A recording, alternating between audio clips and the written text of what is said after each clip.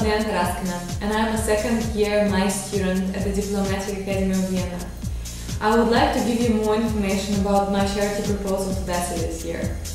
Actually, it's not a conventional charity, it's a social business. The social business differs from a charity that while having a social aim like any charity does, social business can operate independently and be self-sufficient. So my social business, Rossini, was founded 1 year ago by 3 people. It's a social crowdfunding platform.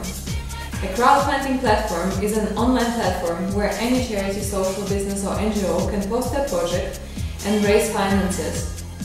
They can not only raise finances there, but they can also get supporters and volunteers to their cause.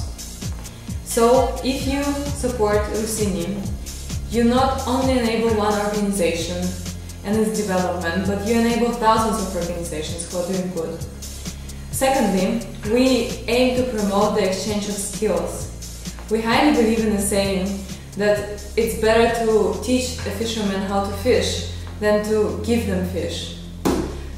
So we created a platform where any individual can offer their professional skills to the society. So if you can do websites well, you can teach the children from disadvantaged backgrounds to do this, and in the future they will be financially independent.